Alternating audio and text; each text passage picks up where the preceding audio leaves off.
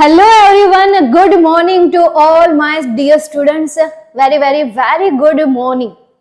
I hope કે તમારી spoken ઇંગ્લિશની preparation બહુ સરસ રીતે ચાલી રહી હશે વિદ્યાર્થી મિત્રો. તમે નવા ડેઈલી સેન્ટેન્સ પણ સેલ્ફ લર્ન કરતા હશો અને હંમેશા આ સેલ્ફ લર્નિંગ કોન્સેપ્ટ રાખવાનો છે. જ્યારે પણ તમે કોઈ પણ ભાષાકીય સબ્જેક્ટ લર્ન કરો છો અથવા કોઈ ભાષા શીખવાની તમે શરૂઆત કરો છો, કોઈની પાસે તમે શીખવા માટે જાઓ છો, ગમે હોય, તમે ઇન્સ્ટિટ્યૂટમાં કેમ ના જતા હોય તો પણ તમારે સેલ્ફ પ્રેક્ટિસ તો કરવી જ પડે. તમારી રીતે સેલ્ફ લર્નિંગ પણ ચાલુ રાખવું પડે.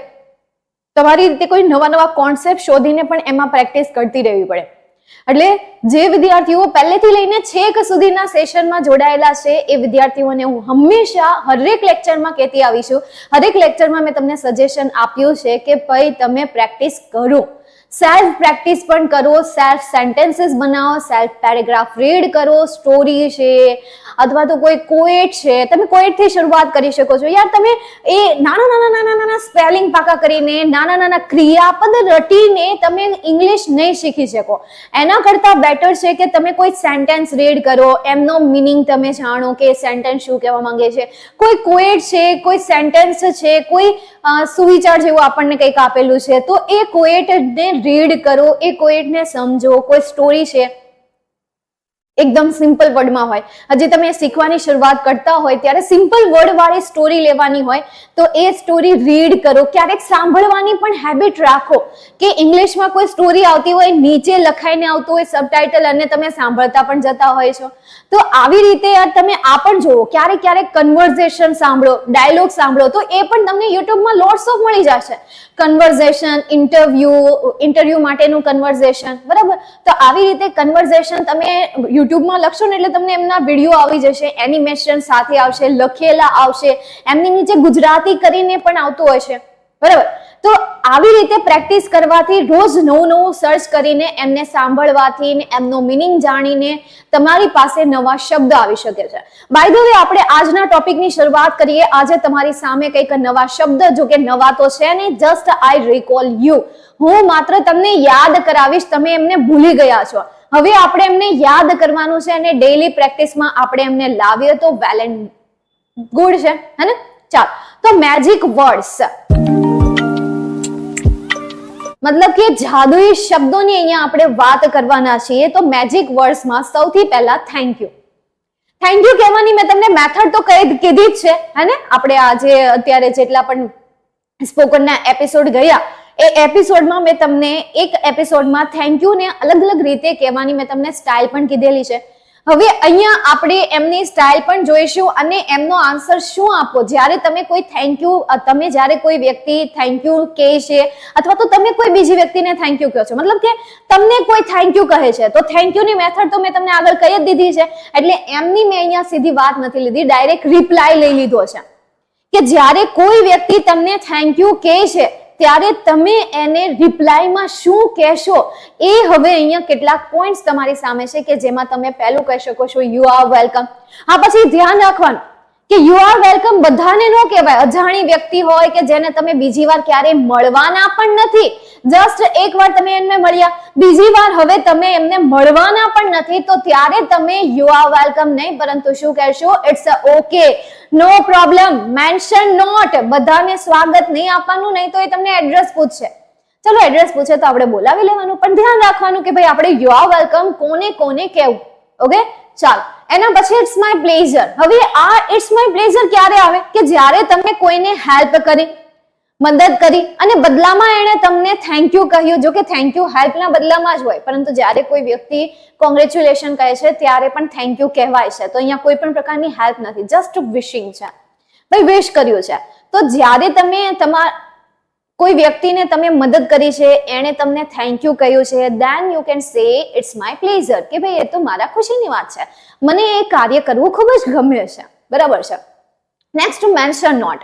તો મેં તમને આ કહ્યું કે કોઈ અજાણી વ્યક્તિ છે, એમની તમે મદદ કરી, એમને તમે કંઈક વિશ કર્યું, then you can say mention not.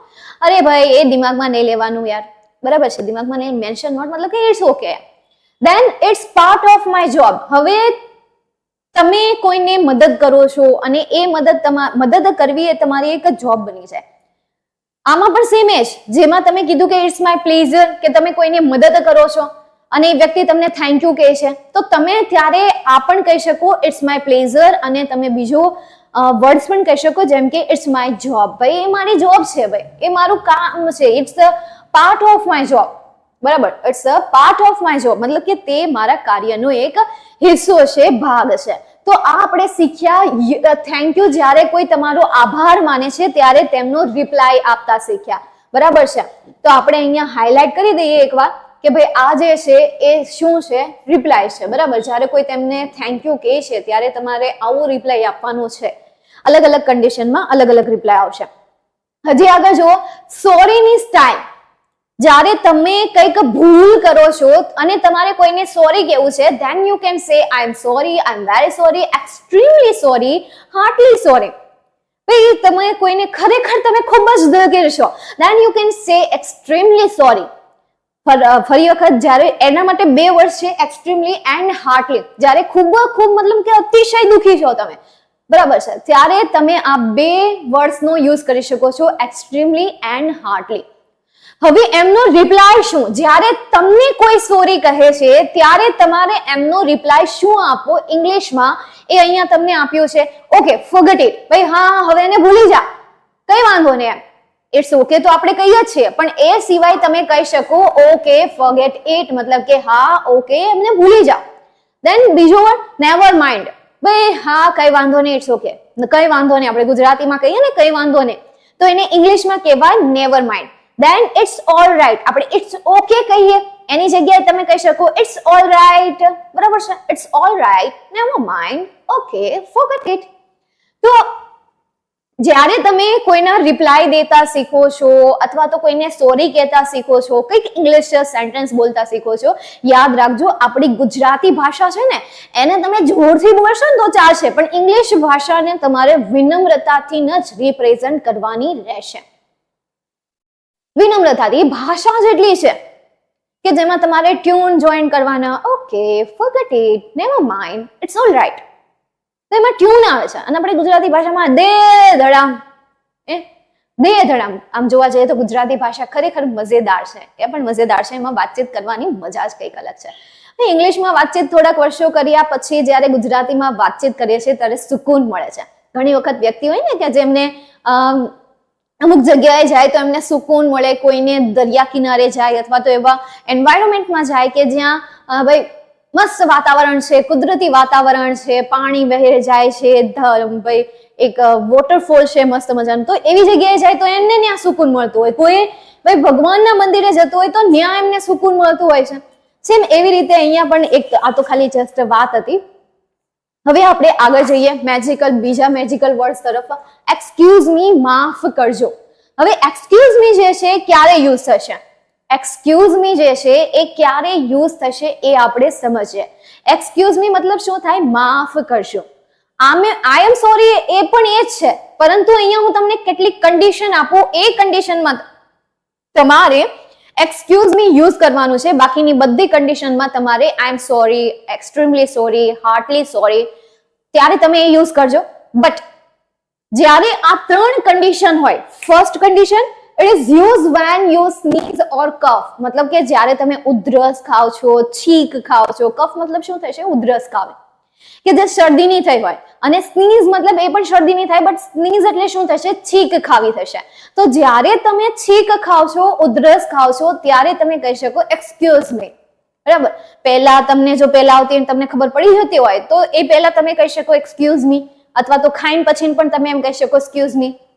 Then when you want to ask questions in the middle class, મતલબ કે જ્યારે કોઈ મધ્યવર્તી ક્લાસ છે અને એમાં તમે કોઈ ક્વેશ્ચન પૂછવા ઈચ્છો છો, મતલબ કે ક્લાસ તો આપણે જવા દઈએ, ચાલો કોઈ ગ્રુપ છે, બરાબર, કોઈ ભીડ છે, કોઈ એવું પરફોર્મન્સ છે, એવું ફંક્શન છે, અને એ ફંક્શનમાં તમારે કંઈક કહેવું છે, then you can use excuse me, right? Next આગળ third condition, when you want to divert somebody's attention towards you, બરાબર છે, જ્યારે તમે કોઈ વ્યક્તિને તમારું અટેન્શન, તમારી તરફ અટેન્શન લાવવા માંગતા હોય, મતલબ કે તમે આવી રહ્યા છો એવું તમે કહેવા માંગો છો, ભાઈ આગો જાય, આપણે ગુજરાતીમાં કહેતા હોય હા આગા જાઓ અથવા તો આગી જા, આવું વર્ડ આપણે યુઝ કરતા હોઈએ છીએ, ભાઈ આગો જાને એમ અથવા તો આગી જાને, તો બસ એવી જ જગ્યાએ તમે યુઝ કરી શકો એક્સક્યુઝ મી. તો અહીંયા સ્ટાઇલ છે એક્સક્યુઝ મી ની જસ્ટ ઓનલી વન સ્ટાઇલ છે. હવે રિપ્લાયમાં તમે અહીંયા કહી શકો રિપ્લાય, જ્યારે તમને એમ કહે છે કે excuse me, then you can say you are excuse, why not sure. હવે યુ આર એક્સક્યુઝ ક્યારે આવે? જો તમે સ્નીઝ મતલબ કે છીકો છો અને તમે છીકો છો અથવા તો ઉધરસ ખાઓ છો એન્ડ કોઈ તમારી સામે એક્સક્યુઝ મી કહે છે, એક્સક્યુઝ મી, અને પછી કહીને છીક ખાય છે, ધેન યુ કે સેડ યુ આર એક્સક્યુઝ, કે હા મેં તમને માફ કર્યા. આમનો જે મીનિંગ છે ને થોડો અલગ છે. Excuse, you are excuse, yes you are excused, કે હા અમે તમને માફ કર્યા, ઇટ્સ ઓકે, બરાબર છે. તો અહીંયા તમે માત્ર એ યુઝ ન કરી શકો કે યુ આર એક્સક્યુઝ, બટ તમે એ પણ કહી શકો it's okay, it's okay, it's alright, કોઈ વાત નહીં, એ તો ભાઈ જનરલ છે. તો જ્યારે તમે છીક ખાઓ છો, ઉધરસ ખાઓ છો, અથવા તો કોઈ વ્યક્તિ છીક ખાય છે, ઉધરસ ખાય છે અને તમને કહે છે કે excuse me, then you can say you are excuse and it's alright or it's okay. This three sentence you can use in reply of excuse me. Then why not? Why not મતલબ શું થશે? હા હા ભલે વાંધો નહીં, અમે જશું આગા. હવે તમને તમને કોઈ કહે છે અને તમે આડા ઊભા છો અને ભાઈ એને આગળ જવું છે અને તમને એમ કહે છે એક્સક્યુઝ મી, એટલે તમે એમને કહેશો વાય નોટ, શા માટે અમે આગળ જઈએ. બીજું કે તમે કોઈની વચ્ચે જઈને એમ કહો છો કે તમારે કંઈક કહેવું છે અને તમે કહો છો excuse me, I want to tell something you, કે ભાઈ હું તમને કંઈક કહેવા ઈચ્છું છું, ત્યારે તમે કહી શકો શ્યોર ઓર વાય નોટ. તો આ બે કન્ડિશનમાં શ્યોર અને વાય નોટ નો યુઝ થશે, અને આ એક કન્ડિશનમાં you are excuse, it's alright and it's okay. આ ત્રણ સેન્ટેન્સનો યુઝ કરી શકશો. નેક્સ્ટ એના પછી જોઈએ ask about his or Har health, મતલબ કે તમે કોઈની હાલચાલ પૂછી રહ્યા છો, એમના વિશે પૂછી રહ્યા છો, એમના સ્વાસ્થ્ય વિશે પૂછી રહ્યા છો, એ પોતે શું કરી રહ્યો છે એ પૂછી રહ્યા છો. તો એ પૂછવાની સ્ટાઇલ કેટલી છે એ આપણે જોઈ લઈએ. એક તો હાઉ આર યુ, કોમન, તમે કેમ છો. બીજું હાઉ ડુ યુ ડુ, તમે કેમ છો. હાઉ આર યુ ઓલ્સો, તમે કેમ છો. And how do you do, તો તમે કેમ છો. Then how is your life going on, એટલે કે તમારું જીવન કેવું ચાલી રહ્યું છે. ઓલામાં તમે કેમ છો, અહીંયા લાઈફ એડ કરીને જીવન વિશે પૂછી લીધું કે ભાઈ તમારું જીવન કેવું ચાલી રહ્યું છે. How is your life going, then how is done by you, એટલે કે તમે શું કરી રહ્યા છો. How is done by you, એટલે કે તમે શું કરો છો, શું કરી રહ્યા છો નહીં. બટ હા આઈએનજી નું ફોર્મ મૂકવું હોય તો then you can use ING form, બરાબર છે. ઇઝ બીંગ ડન, આ રીતે તમે કહી શકો ઇઝ બીંગ ડન, જ્યારે તમારે એને ચાલુ બતાવવું છે ત્યારે બાય યુ. ક્લિયર આટલું? તો આ ચાર મેથડ છે. હાઉ આર યુ, કેમ છો. હાઉ ડુ યુ ડુ, કેમ છો. How is your life going on, તમારું જીવન કેવું ચાલી રહ્યું છે. And how is done by you, અને તમે શું કરો છો. સિમ્પલ. હવે એનો રિપ્લાય તમે શું આપશો? આ રીતે I am fine, thank you and what about you. હા, તમને કોઈ પૂછે તો તમારે એમને થેન્ક યુ પણ કહેવું જોઈએ. Oh I am fine, thank you, what about you. તો તમે આમાં એક્સપ્રેશન પણ એડ કરી શકો છો. ઓ આ રીતે સમજાય. Next I'm very well, fine ની જગ્યાએ you can use very well, then continue, thank you and what about you. I'm perfect, હું perfect છું, મને શું વાંધો હોય, એકદમ perfect છું. Thank you, what about you. I'm always fine, કે હું તો હંમેશા મજામાં જ હોઉં છું. What about you. Thank you તમારે કેવું હોય તો કહી શકો, ડાયરેક્ટ તમે સવાલ પૂછો તો પણ ચાલે કે ભાઈ I am always fine. What about you. Then I'm just fine, કે હું તો એકદમ ફાઇન જ છું. જસ્ટ ફાઇનમાં પણ શું થાય, એ જ થાય કે ભાઈ હું પણ મજામાં છું. Vote about you. પછી હવે તમે કોઈને એમ કહો છો હાઉ આર યુ, અને એ તમને કહે છે કે I am fine, what about you, તો ત્યારે તમે કહી શકો I am also fine, I am also very well, I am also perfect, I am also always fine, I am also just fine. બરાબર છે.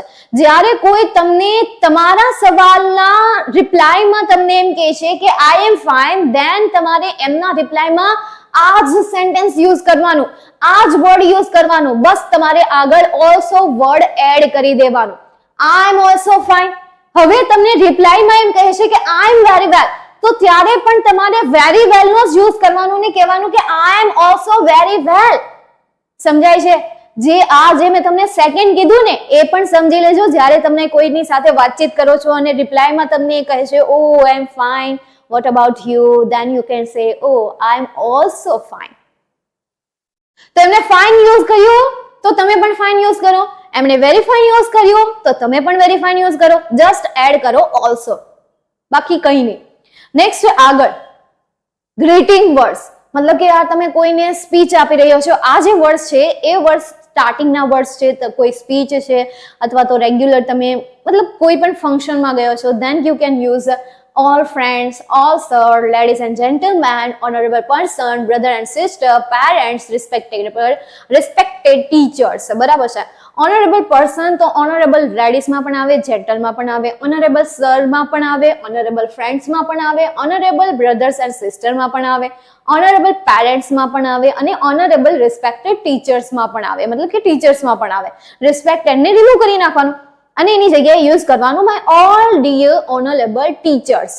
ઓકે, તો તમે જ્યારે કોઈ જગ્યાએ સ્પીચ આપી રહ્યા છો અથવા તો વાતચીતમાં ક્યાંક તમે બોલી રહ્યા છો કે my all honourable teachers always with me, કે મારા જે ભાઈ આજ્ઞાકારી શિક્ષકો છે ને એ મારી સાથે સન્માનીય, આદરણીય, ઓનરેબલ મતલબ શું થશે? આદરણીય.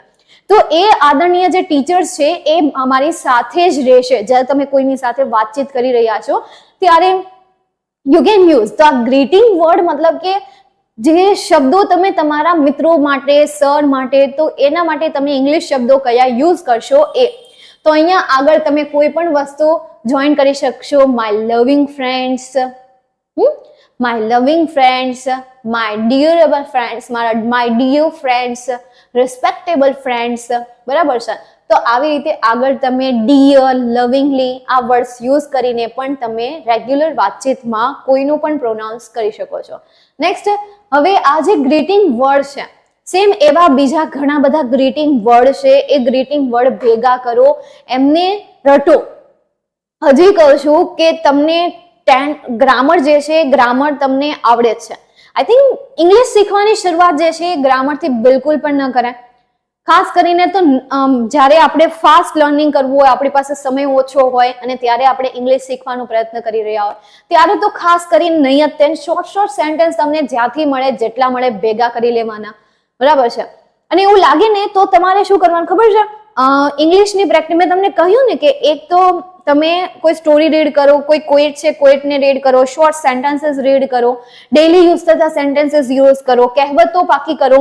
કહેવતો ઇંગ્લિશની બધી જ કરી નાખો, કારણ કે આઇલ્સ ને કમ્પ્લીટ કરવું છે, તમારે પીટી ને કમ્પ્લીટ કરવું છે, ટોફેલ ને કમ્પ્લીટ કરવું છે. તો આ ત્રણ જે એક્ઝામ છે, આઉટ ઓફ કન્ટ્રી માટેની એક્ઝામ છે, આ ત્રણ ઇંગ્લિશની જે એક્ઝામ છે એમાં સૌથી પહેલા આવે આઇલ્સ, એના પછી પીટી આવે અને એના પછી ટોફેલ આવે. તો આ ત્રણ એક્ઝામમાં સૌથી વધારે પ્રાયોરિટી કોને આપવામાં આવે છે? કહેવતને આપવામાં આવે છે, રૂઢિપ્રયોગને આપવામાં આવે છે. જો તમે સ્પીકિંગમાં 10 થી 12 એવી કહેવતોનો યુઝ કરી લીધો ને, 10 થી 12 એવા રૂઢિપ્રયોગનો યુઝ કરીને ઇંગ્લિશ તમે બોલ્યા ને, વાતચીત કરતી વખતે બોલ્યા ને, તો તમને 7 બેન્ડ આરામથી મળી જાય. એમાં બેન્ડ જે છે ને એ તમારા એડવાન્સ ઇંગ્લિશ પર તમને મળે છે. જેટલું તમે ઇન્ડિયામાંથી બહાર નીકળીને એડવાન્સ વર્ડ સિલેક્ટ કરો છો, ઇમ્પ્રેસિવ વર્ડ સિલેક્ટ કરો છો, તો એમાં તમને વધારે બેન્ડ મળે છે. તો જો તમે ફ્યુચરમાં કોઈ આવી પ્રિપેરેશન કરી રહ્યા છો તો ખાસ ફોકસ તમે આ શબ્દ પર રાખજો. ઓકે, ચાલો અહીંયા સુધી હું આજના આ સેશનને રાખું છું. મળીએ નેક્સ્ટ સેશનમાં કંઈક નવા ટોપિક સાથે મળીશું. જય હિન્દ, વંદે માતરમ, જય જય ગરુ ગુજરાત.